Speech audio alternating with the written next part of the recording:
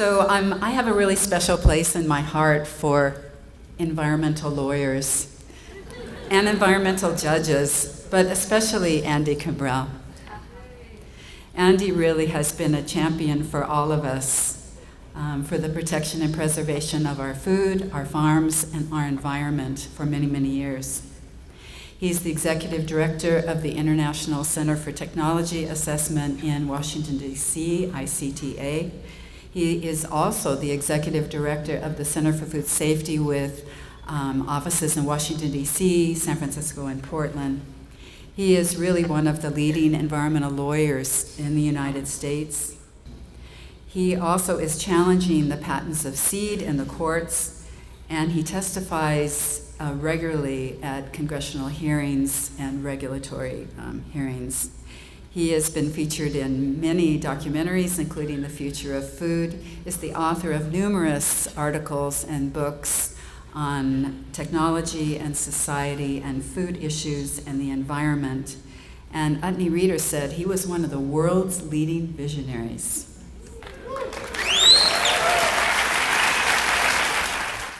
You know, I know most of you probably know this, but I want to review something for you. The last 15 years or so, and the work that not only I've done, but a huge number of you and our coalitions. I just want to sort of remind you, for example, of what we've done. You remember the genetically engineered tomato, the flavor saver? Some people remember that, no flavor to savor? Mm-hmm. Yeah, we defeated that.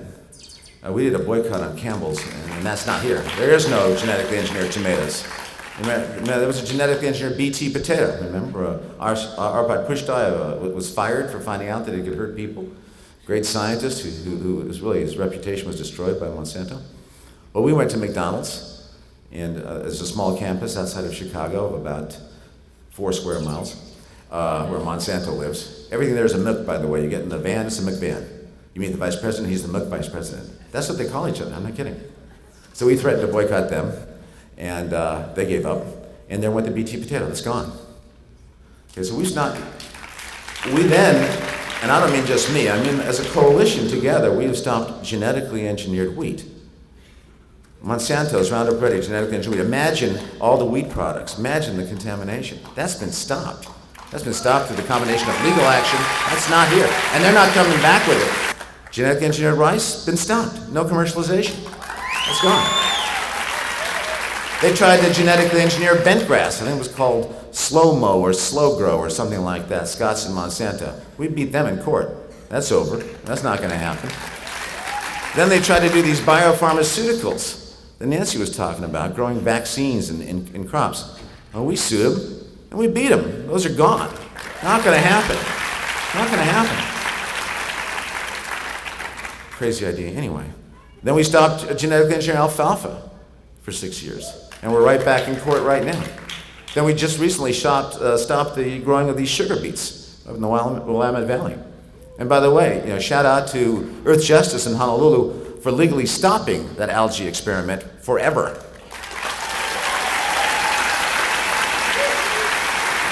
So don't tell me Monsanto can't be beat. They've been beat over and over and over again.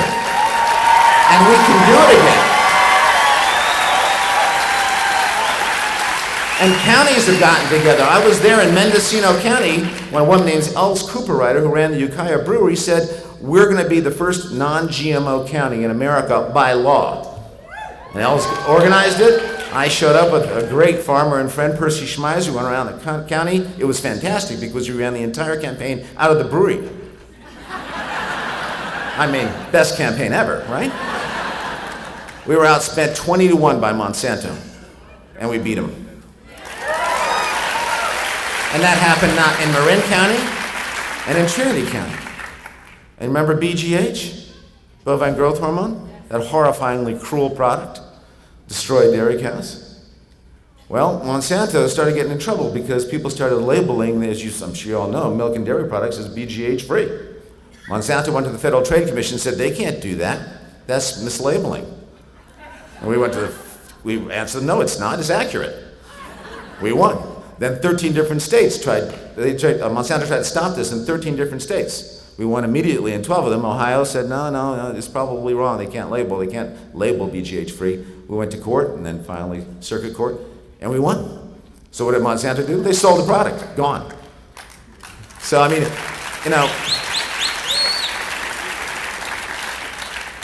recently, I co-wrote the Proposition 37 in California, and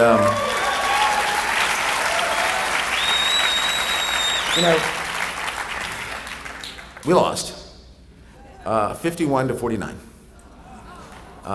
51 to 49. They spent $50 million, 50 by the way, $50 million.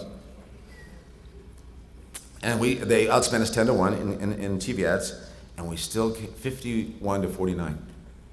So they know that we know how to beat them now, and it's just a matter of time. It's not a matter if we're going to have labeling, it's when.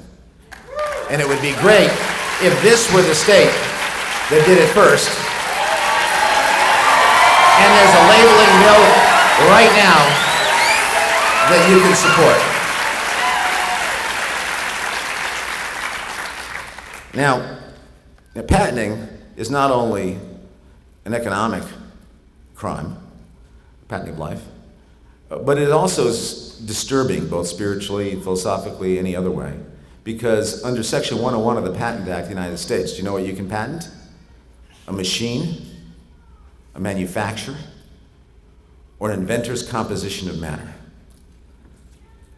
I mean, how dare they in the patent office say when they patent a soy plant or a corn plant or a pig or a salmon that is a machine, a manufacturer, or an inventor's composition of matter. That has to stop.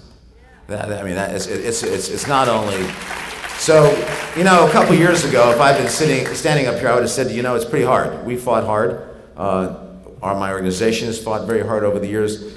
The enemies fought harder than Vandana Shiva. She was able to defeat Basmati, the patents on Basmati, and name those amazing things. But you know what? There's some pretty exciting news. Right now, in front of the Supreme Court, there are two cases. One we funded, one Bill Fries and our staff and others have been just really doing great work on. The first is a case that says you cannot patent the breast cancer gene or any gene. No genes are patented. And that Supreme Court will look at this year. If they say no genes are patentable, that doesn't just mean for humans. That means every gene is not patentable. So they'll find out. And then in this case, the Bowman case, this courageous farmer has gone all the way from district court, state court, district court, circuit court, right to the Supreme Court. And here's what he says. He says, all right, you got your patent. But once I purchase your seed, your patent dies. I can save my seed. I have the right to save my seed. And that will be ruled on by the Supreme Court this spring. So I don't know if we're going to win, but how tremendous. And I'm not taking credit for this, but how tremendous that so many of us and so have gone to this point where the court is going to have to decide, and we will know. And if it decides the wrong way, we'll let them know too. But obviously, the work is not done. And as Walter was saying, particularly, in Molokai and here when we see the invasion of these companies. And I want to say something, Monsanto, I love suing Monsanto. I'm just going to tell you right out. I never suffer from being passive aggressive because we just get to sue them, And it doesn't hurt that Monsanto's chief attorney, a very nice guy, by the way, is named Phil Perry, who happens to be Dick Cheney's son-in-law. It makes victory a little sweeter. I'm not always a nice guy, But I want to really make sure that we know that there are 5 major companies, including in this state, that have equal reputations to our friends at Monsanto. And let's just read them out here. There's Monsanto, sure, but Dow. Dow Chemical is one of the worst corporations ever. There's DuPont, there's Syngenta, and there's Bayer. Dow AgroScience, that's Dow, yeah. So what I'm saying, and by the way, just 3 of those companies. Pioneer is a subsidiary of DuPont. See, I know my stuff, guys. And Monsanto, DuPont, and Syngenta own 51% between them of all the world's commercial seeds. So let's not, when we talk about Monsanto, let's make sure we let Dow, DuPont, Syngenta, and Bayer have theirs too, huh? Because they're here and they need to, yeah, so let's make sure we add them to it. And let's clear up some myths here, by the way. They come in, well, how can you oppose GE crops when they're going to feed the world? All right? PBS. I mean, you see this all the time, drives me absolutely crazy. Check out the 2009 report by the Union of Concerned Scientists. It has a very good title. It's called Failure to Yield. And it's about what has actually happened with genetically engineered crops. As a matter of fact, genetically engineered soy and a number of others actually have a reduction in yield. All right? And then there's this thing that they increase nutrition. They don't increase nutrition. There's not a single genetically engineered crop that increases nutrition. The one that drives me the most crazy, though, is that they reduce the use of pesticides. All right, let's go over those 5 corporations again. We got Monsanto, Dow. You got to memorize this by the end of my talk. DuPont, Bayer, Syngenta. What are all those companies? Chemical companies. What do you think they sell if they're chemical? Chemicals. So what they have done, they haven't done anything for Africa. The lame shall not walk, the blind shall not see, the hungry shall not be fed. They have created 85% of all the crops out there are designed so they can withstand huge applications of weed killers. Normally, if the weed killer hits not just the weed but the crop dies. They came up with a trick. They inserted a bacteria into these crops. And so now you can spray as much herbicide as you want on them. Good for the company, they sell the seeds, and they sell the herbicides. Some large farmers, hey, I don't have to be careful with my herbicide application. I can just aerial spray. Look, the soy doesn't die. Look, the corn doesn't die. What a miracle. All right? So every year, 115 million more pounds of herbicides are poured on our crops. 115 million. 115. By comparison, all the work we've done with organic, and I'm proud to say that I was one of the people that put together the Organic Food Production Act in 1990, and we defend organic like crazy. Defend the standards, evolve the ethic, right? With all the work we've done, we're getting rid of about 40 million pounds of pesticides. They're putting 115 million more. But now something's happened. The biotechnology companies, they've met Charles Darwin, right? They didn't do their Biology 01. We did, and we've been doing it for years, saying, if you spray 115 million more pounds of this Roundup on weeds, what's going to happen to the weeds? Yeah, adaptation, right? Survival of the fittest. The weeds that can survive, and they replicate, so we have 20 million acres in the United States where you can't kill those weeds with Roundup, right? So the solution is, Dow Chemicals, our friend Dow Chemicals said, you know what? This is great. We can take over the market, and we can have 2,4-D resistant crops. 2,4-D, which is one of the elements in Agent Orange. So then there's sort of a chemical arms race, because then Monsanto says, we're going to go with dicamba. By the way, these crops right now are up for approval at the USDA. This is not like some future, this is science fiction. Now, dicamba is one of the most terrifying weed killers of all because it volatilizes. That means under certain warm and wet conditions, it comes back up in a cloud after it's been sprayed and can move miles and drop on an organic farm and kill everything there. We even have huge conventional farmers saying we don't want this thing. So our work is not done. And perhaps one of the most troubling things, which is up for approval right now in the FDA, which still has not promulgated the regulations for our food safety, but has found time to finalize the approval of a genetically engineered salmon. Now, this salmon was originally engineered with human growth genes to make it grow larger, faster, and now they put some pout genes in it to do the same thing. Independent scientists have said that 60 fish like this, if they're released into a population of 60,000 native salmon, native fish, can cause extinction in 30 generations. So one thing you can do right away is, right now, there's about 45 days left. The FDA wants to hear what you have to say about this salmon. They could destroy native salmon that has less omega-3. Actually, it's a product with no associated. So please, go to the Center for Food Safety website, which is just Center for Food Safety in one word, and you can comment directly to the FDA. We're trying to get millions and millions of signatures to say, don't do this. And by the way, please do that. If there's anybody in this audience that doesn't do that, I'll be upset. And you should be upset. This salmon is just, I love salmon. Admittedly, I fish for them constantly, and maybe I'm just trying to make up for being so cruel to these salmon over all the years I fished. But seriously, this is a crisis that we need to stop right away. By the way, the labeling petition now has 1.25 million people that have told the Obama administration, you better label genetically engineered foods. It is the largest response they've ever had at the FDA. You can still do that as well. You can comment on that as well. So two things I want to just talk about. One is the process of genetic engineering. The process of genetic engineering is cell invasion technology. I mean, let's take how do you get a flounder, right? I mean, how do you get that gene into a tomato?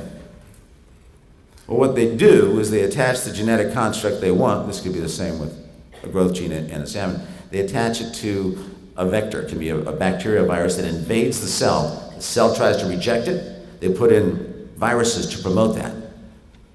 And then in every one of those cells, they put an antibiotic marker system. It's usually kanamycin or ampicillin that these little bugs are resisting. So in every cell of every food, genetically engineered food, you've got the genetic construct that's never been there before. You've got a vector that invades the cell, virus or bacteria, that's never ever been there before. You've got virus promoters to try and stop the cell from doing what it does naturally, which is reject this invasion. And then you've got this thing they need to check on to make sure it got in, these antibiotic marker systems. And the last thing on earth we need right now is something that makes us more resistant to antibiotics. That's in every cell of every genetically engineered food. So when they come anywhere and tell you that this is natural, it's like beer or yeast, you know what to tell them.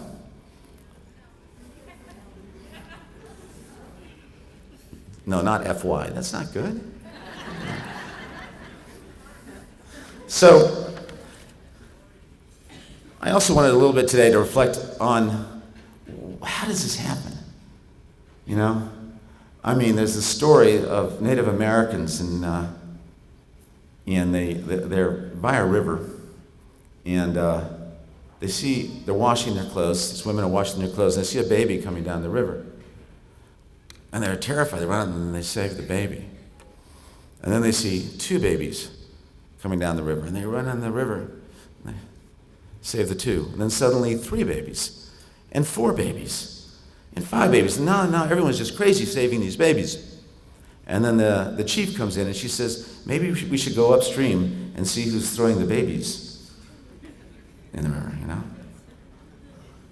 So while we fight every one of these battles, the magnificent battle, which is so beautiful to watch, by the way, and I know some of the people, to stop this grotesque ferry, the battles we're having, each one of us with genetically engineered foods, stop a factory, save a river. Every one of those battles are important. We need to stop the bleeding. But unless we deal with the consciousness that is behind all these things, unless we begin to try and understand it, not just out there, but also in ourselves, there's not enough of us to stop all the bleeding.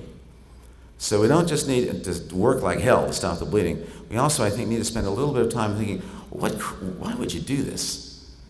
I mean, it's a beautiful ceremony we started this. How beautiful the earth, how abundant. Why are you doing this? Years ago I went to a USDA research center out in Beltsville, Maryland. It's about 45 minutes from Washington, D.C. And I was doing a book at the time, and I visited a man named Vern Purcell. He's a researcher, nice guy, a researcher out there. And he was putting human growth genes into pigs to see if pigs could grow faster and larger. There seems to be an obsession with these people, by the way. And so I said, why are you doing this? And he said, well, the pig isn't sufficiently efficient. So I said, may I see the pig 6706? And he said, sure. And I looked at this pig. It could not stand up because somehow the human growth genes had the musculature overwhelm the skeleton.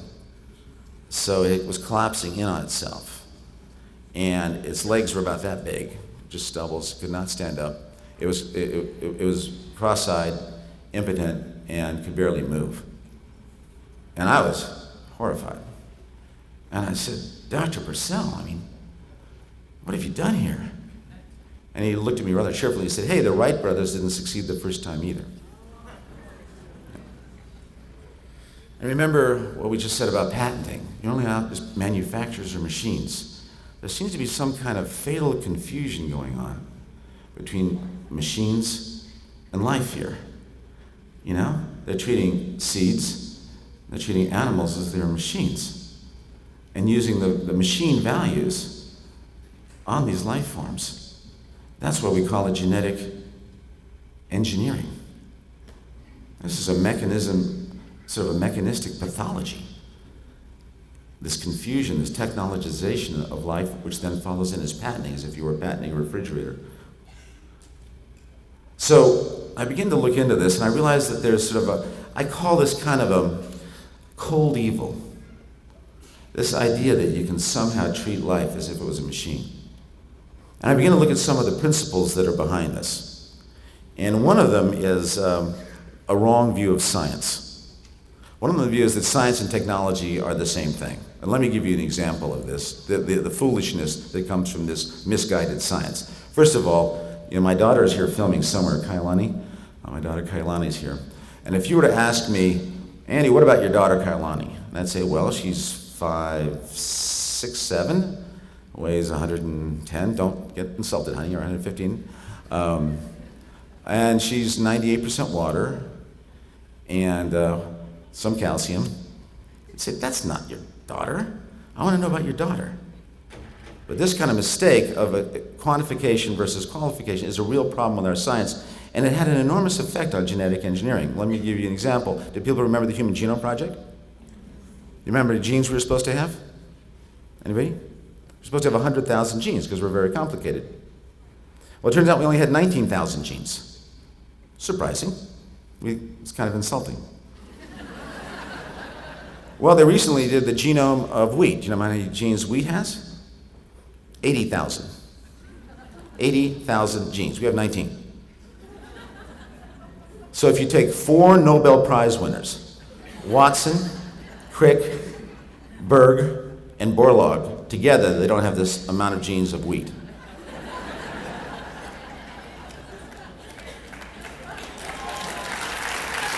Pinot Noir has 40,000 genes, which makes sense. It's very complex, and certainly more complex than most of the Republicans I deal with in Congress. Okay.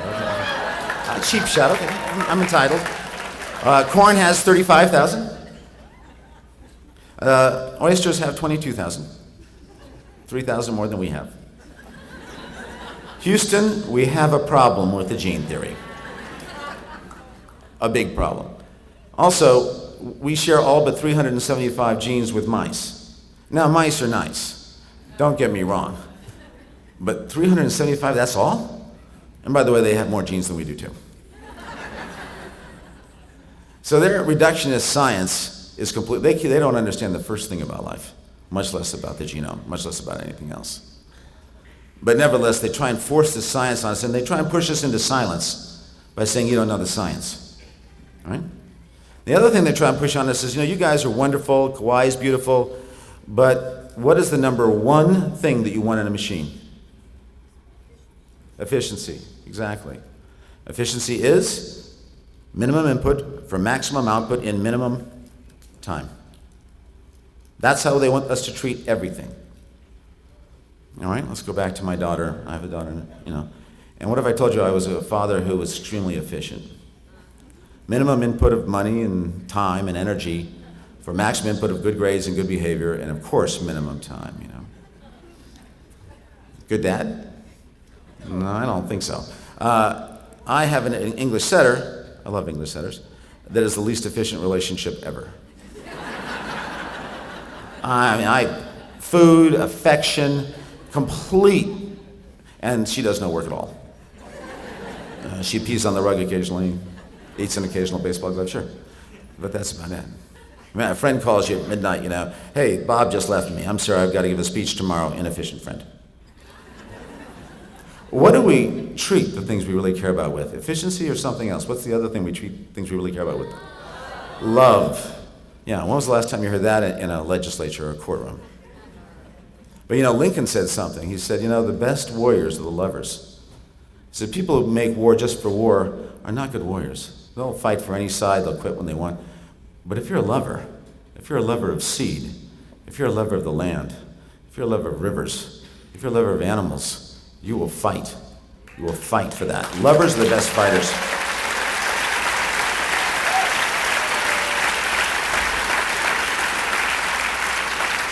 Well, then they're going to tell you, that's fine, but you guys aren't, how are we going to be competitive?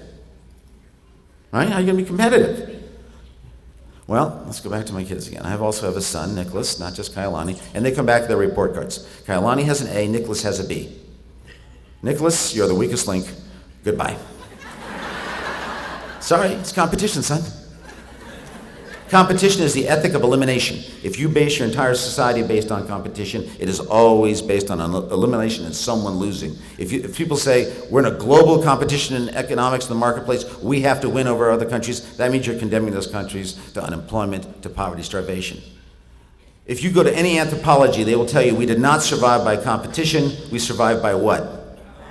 Cooperation. That's why we love cooperatives. That is how we will survive as a species, through cooperation, and not just cooperation with each other. Cooperation with every other creature on Earth. It is long overdue that we realize that human economy needs to be a wholly owned subsidiary of ecology. Until we have learned that human competition plays no role whatsoever, it's laws of supply and demand. Tuna fish, they haven't read Adam Smith. They don't know they're supposed to produce more when people want more. Topsoil had never read Adam Smith. There's not a single thing in nature that responds to human supply and demand. So we have an entire economic system that is virtually autistic to the actual rules of ecology in this earth. That's pathological. So don't give me competition. That means you know nothing about how this world works and how we're going to have to work in this world if we're going to survive. The Earth will survive anyway. People say, help save the Earth. No, help save us here. It would just be so much nicer if we could see it when it got saved and be here.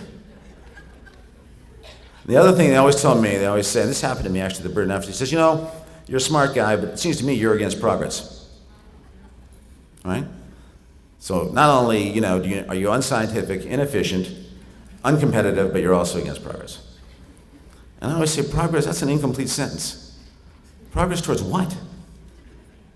Progress towards what?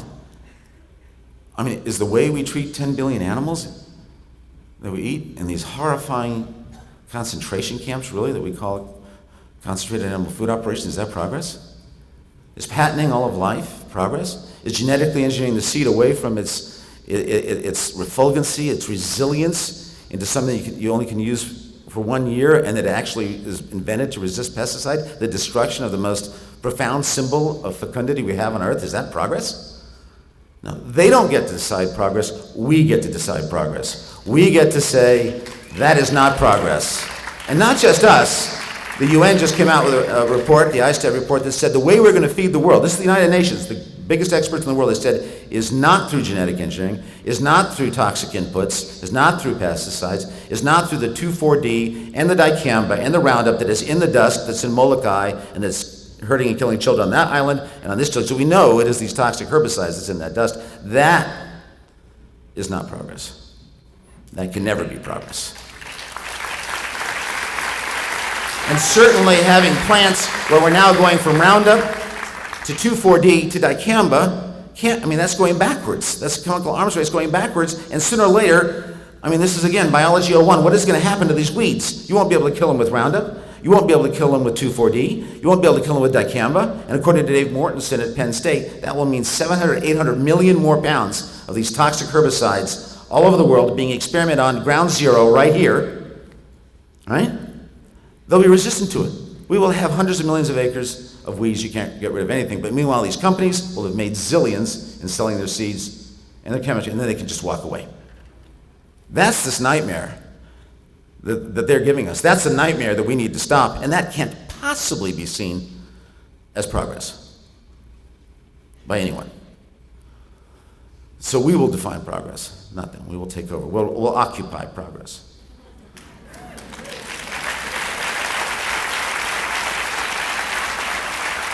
And one last consciousness thing. I mean, as we have a system that's based not in efficiency, efficiency is fine for machines, but for a living system that's based in love and cooperation, right? And it's based on our vision of progress. We have to get rid of some of the ways we think about, and I have to get rid of some of the ways we think about ourselves. And one of those is as consumers. We've been told that this is a great consumer movement.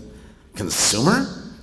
Talk about a mechanistic idea. I mean, they used to call tuberculosis consumption because it destroyed the bodies of its victims. You know, fires consume buildings.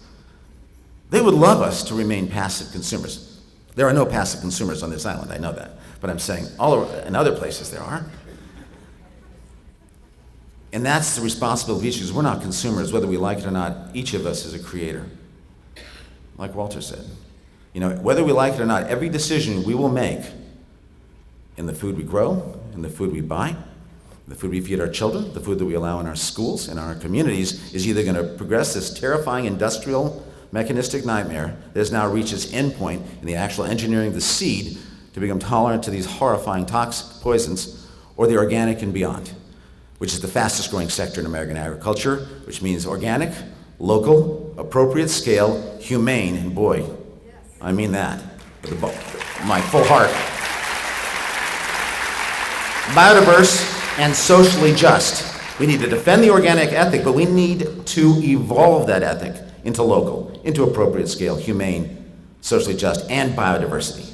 That's the house. Organic isn't the ceiling. Organic's the floor. And above that, we build this new house of food. And we're only going to build it not in competition. We're going to build it in cooperation. And by the way, let me just say, consumer versus creator isn't just about food. Don't just read a poem. I'm talking to myself too, by the way. I'm not on top of this mountain. I don't always make the right decisions. But don't just read a poem, write a poem. Don't just listen to music, though it's great to listen to music. Write music. Don't just eat food, grow food. Yeah, that's the way to do it. Don't just watch romantic movies, make love. Stop sitting there crying and do something about it. So creators, not consumers, and participants. Because remember, we're creating only within the context of the laws of ecology, the rules of this great earth. We're not just creators against it. I want to finish by, which I often do, for those who have heard me speak before, with a quote from one of my great heroes, Wendell Berry. And you want to try and quote Wendell accurately because he writes so beautifully that it would be a sin, I think a mortal sin in the Catholic Church to misquote him. And Wendell says, to live, we must daily break the body and shed the blood of creation. When we do it knowingly, lovingly, skillfully, and reverently, it is a sacrament. When we do it greedily, clumsily, cruelly, destructively, it is a desecration. The industrial model has tried to mechanize life. Everything on life, there is no unsacred thing on this earth. There's only things that have been desecrated. And in this desecration of our food, I call it the one-night stand. You don't care, just eat it and don't care where it came from, where it goes. This desecration not only creates the environmental and health damages, we no longer have adult onset diabetes because so many children have it. And we have an epidemic of cancers, as people in this community know, and childhood leukemia from the toxic poisons of pesticides and herbicides. So not only does that desecration create all those terrible things, but it also puts each of us not just into a health crisis or an ecological crisis, but into a moral crisis. Because it's the job of each of us, including me, not to take part in that desecration anymore. Never again. Hard to do. But the great thing about the food movement is that we can start that right now. You can say, no, I will. We have a guide on our website. You never have to eat GMOs again. We can tell you exactly how to, no. Please never, ever, ever, ever eat industrial meat. Don't do it. You're complicit in one of the great crimes of modernity. talking to myself too. Don't do it. And the other thing about that desecration is it has spiritual impacts on us. Right? It's a world of loneliness, a world of selfishness. And it is a world of efficiency, competition, wastefulness, destructiveness, clumsiness, all those things. So, as you go to the legislature and make sure that a labeling bill is passed this year, as you fight every battle here, I hope we all together, in cooperation, in love, can knowingly, skillfully, lovingly, and most important for me, reverentially come together to create a new food future. Thank you.